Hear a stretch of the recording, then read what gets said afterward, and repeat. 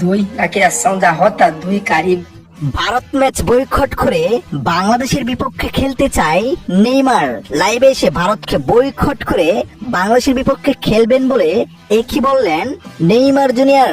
প্রিয় দর্শক, ভারতের বিপক্ষে ব্রাজিলের একটি প্রীতি ম্যাচ খেলার কথা ছিল, তবে বর্তমান সময় ভারতের বিপক্ষে ম্যাচ খেলা প্রায় অনিশ্চিত হয়েছে ব্রাজিলের। কেননা ব্রাজিলের 5 সদস্যের দল এসে ভারতের কলকাতার মাঠটি দেখে গিয়েছেন, যেখানে তাদের মাঠটি পছন্দ হয় নাই।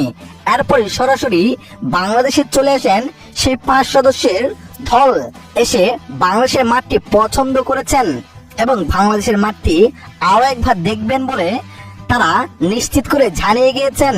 এবং সবকিছু ঠিকঠাক থাকলে ভারতের বিপক্ষে ম্যাচটি বয়কট করে বাংলাদেশের বিপক্ষে ম্যাচটি খেলবেন ব্রাজিল।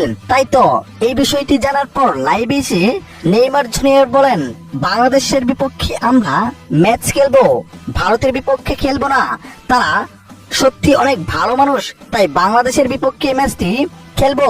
তিনি আরো বলেন, রেডি থেকো বাংলাদেশের প্রিয় বন্ধুরা, তোমাদের বিপক্ষে খেলতে আসছি, খুব তাড়াতাড়ি তোমাদের সাথে দেখা হবে।